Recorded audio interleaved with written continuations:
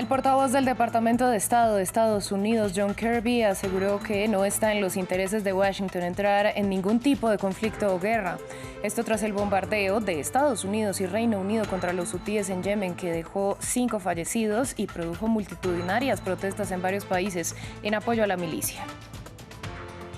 Durante el segundo día de audiencias ante la Corte Internacional de Justicia, Israel aseguró que su ofensiva en la Franja de Gaza es un acto legítimo de defensa y acusó a Sudáfrica de violar la Convención sobre Genocidio al apoyar a Hamás, a la que califican como organización terrorista. Taiwán se enfrenta a unas históricas elecciones este sábado. Los comicios más inciertos de su historia están marcados por pocas diferencias entre los 3 candidatos en contienda, pero principalmente por la elevada tensión con China, que este viernes aseguró que la independencia de ese territorio es incompatible con la paz en la zona. Tenemos análisis. Buenas tardes para todos, bienvenidos a esta emisión de Noticias en France 24. Soy Valentina Torres Sánchez. Damos inicio con las declaraciones del portavoz del Departamento de Estado, John Kirby, quien aseguró que Estados Unidos no tiene interés en una guerra o cualquier tipo de conflicto tras el bombardeo en Yemen en conjunto con Reino Unido contra los rebeldes hutíes, que dejó 5 fallecidos. La tensión se mantiene y tras el ataque, los hutíes dispararon un misil antibuque sin afectar ninguna embarcación y declararon objetivos legítimos a los intereses de Washington y Londres. Ampliamos en el informe de Joyce Muñoz. Medio Oriente reacciona. Miles de personas salieron a las calles para protestar contra la guerra en Gaza y los bombardeos contra los hutíes de Yemen, liderados por Estados Unidos y Reino Unido. Esto era Líbano, Jordania, Irán y Saná, la capital de Yemen. Durante la noche del jueves al viernes, aviones de combate, barcos y submarinos estadounidenses y británicos lanzaron decenas de ataques por todo Yemen. Fue la respuesta a los ataques de los hutíes en el Mar Rojo contra barcos que han pretendido llegar a las costas de Israel. Una escalada de la guerra en Gaza que vuelve a mostrar 2 bandos. Por un lado, el occidental. Necesitamos enviar una señal contundente de que esta violación del derecho internacional es incorrecta. Nuestro objetivo es muy claro: reducir las tensiones y restaurar la estabilidad en la región. Los hutíes son responsables de las consecuencias de sus acciones, los ataques a barcos civiles. Deben detener estos ataques inmediatamente. Y por otro lado, los hutíes y sus aliados, cercanos al eje de la resistencia liderado por Irán, además de Rusia y China. Los enemigos estadounidenses y británicos tienen toda la responsabilidad por su agresión criminal contra nuestro pueblo yemení. No quedará impune ni sin respuesta. En este momento llevan a cabo un esfuerzo por convertir el Mar Rojo en un mar de sangre, y Yemen, con los hutíes usando toda su fuerza, dicen estar dando y darán la respuesta necesaria en la región a Estados Unidos y Reino Unido. La postura de Estados Unidos en el Consejo de Seguridad de la ONU sobre el Mar Rojo es solo un pretexto para una mayor escalada en la región. 3 meses después del inicio de la guerra en Gaza, la escalada del conflicto vuelve a mostrar la ruptura geopolítica en el mundo. El máximo tribunal de Naciones Unidas avanzó en su segundo día de audiencias preliminares en un caso histórico en el que Sudáfrica acusa a Israel de genocidio por su respuesta a los atentados del 7 de octubre. En la jornada, Israel aseguró que la campaña de bombardeos en Gaza es legítima defensa y que pararla favorecería el rearme de Hamás. Veamos el informe.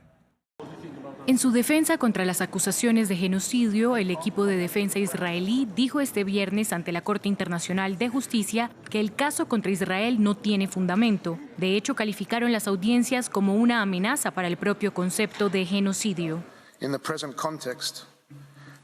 Convertir en arma el término genocidio contra Israel en el contexto actual hace más que contar al tribunal una historia groseramente distorsionada. Y hace más que vaciar la palabra de su fuerza única y significado especial. Subvierte el objeto y la finalidad de la propia convención, con ramificaciones para todos los estados que pretendan defenderse y quienes demuestran un desprecio total por la vida y por la ley. Si se ha producido algún genocidio en la región en los últimos meses, el asesor israelí afirmó que fue a manos de Hamás el 7 de octubre. Además, Becker entró en detalles gráficos sobre las atrocidades cometidas por Hamás, centrándose en la violencia sexual contra las mujeres. Acusó a Sudáfrica de distorsionar y manipular deliberadamente los hechos del conflicto en un esfuerzo por deslegitimar el derecho de Israel a existir, pero Sudáfrica se mantiene firme con sus argumentos iniciales. Bajo la Convención del Genocidio, nada justifica actos genocidas actualmente llevados a cabo por Israel. La autodefensa no es la respuesta al genocidio. El equipo jurídico israelí afirmó que, aunque hubiera infracciones de la ley en Gaza, no deberían ser competencia de los tribunales internacionales. La CIG podría tardar años en examinar las acusaciones de genocidio contra Israel. Sin embargo, se espera que el tribunal se pronuncie a finales de este mes sobre medidas provisionales, incluido un alto el fuego. Este fallo sería jurídicamente vinculante según el derecho internacional, pero el tribunal no tiene forma de hacerlo cumplir. Mientras los representantes de Israel ante la Corte Internacional de Justicia tuvieron su turno de palabra para defenderse de las acusaciones de genocidio por parte de Sudáfrica, el gobierno israelí anunció que alcanzó un acuerdo con Qatar para entregar medicinas a los rehenes que mantiene Hamás en Gaza. Entre tanto, en terreno se intensificaron los bombardeos contra la sitiada franja en el centro y sur del enclave. Los ataques israelíes han matado ya a más de 27.000 palestinos, entre ellos a 10.000 niños, según denuncia Save the Children. Marina Sardiña con los detalles. Mientras los representantes de Israel exponían sus argumentos, en el segundo y último día de audiencias en la Corte Internacional de Justicia, el ejército israelí intensifica sus mortíferos ataques en la Franja de Gaza, matando a 151 palestinos en las últimas 24 horas. En poco menos de 100 días, Israel ha matado a más de 23.700 personas, entre ellos más de 10.000 niños y niñas gazatíes, según denuncia Save the Children. El 1% de la población infantil en Gaza ya ha muerto a causa de los bombardeos y las operaciones terrestres israelíes. Otros corren el riesgo de morir de hambre y enfermedades. Para los que han sobrevivido, el daño mental infligido y la devastación total de las infraestructuras, incluidos hogares, escuelas y hospitales, han diezmado su futuro.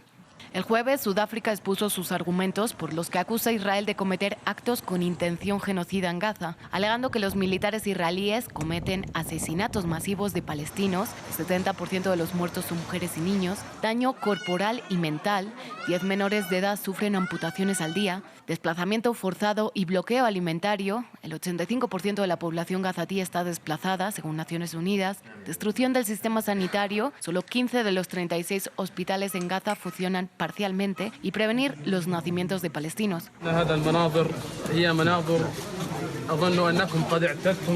Creo que te has acostumbrado a ver estas imágenes. Quizás te has acostumbrado a verlas solo como un espectáculo, porque si las vieras como las vemos nosotros, nada de esto habría ocurrido.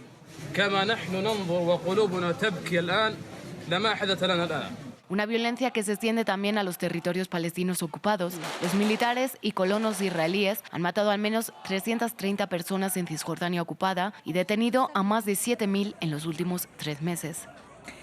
En Taiwán cerraron las campañas y está todo listo para unas inciertas e históricas elecciones presidenciales y parlamentarias en las que el gobernante Partido Democrático Progresista busca un tercer mandato en medio de las advertencias de China de aplastar lo que califica como cualquier complot independentista. Para analizar esta información conectamos con Chihon Lei, él es director de programas en Asia de la Universidad Adolfo Ibáñez de Chile. Bienvenido a France 24. ¿Por qué estas elecciones son tan importantes para el territorio taiwanés? Bueno, son muy importantes. En primer lugar, buenas tardes a usted y a toda la audiencia. Estas elecciones son muy importantes porque marcan un nuevo paso adelante en el desarrollo de la democracia taiwanesa y también son muy importantes porque marcarían eventualmente, según dicen las encuestas, una proyección del Partido Democrático Popular en Taiwán, que es el partido de la actual presidenta Tsai Ing-wen, y las encuestas dicen normalmente que el próximo presidente sería nuevamente del Partido Democrático Progresista, el actual candidato Lai Ching-te, que es vicepresidente del actual gobierno. Y, por supuesto, también marca una continuidad en toda esta suerte de enfrentamiento en que estamos entre Taiwán y China continental. Justamente le pregunto, ¿qué está pasando con esa campaña de noticias falsas e injerencia de parte de China que denuncia Taiwán?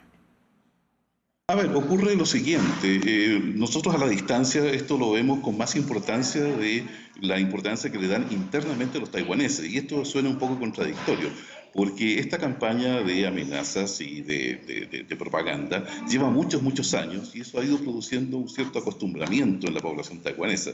No significa de que las amenazas de China no sean importantes. Lo que ocurre es que hoy día para los electores taiwaneses tiene más importancia, por ejemplo, la situación económica de Taiwán, el combate contra la inflación, el subir los sueldos de los trabajadores taiwaneses, y esos elementos hoy día, según lo que indican las encuestas locales, van a influir más en la campaña presidencial que esta amenaza permanente año tras año y varias veces al año que hace China sobre Taiwán y que significa finalmente, como les decía, ha producido una suerte de acostumbramiento en el pueblo taiwanés.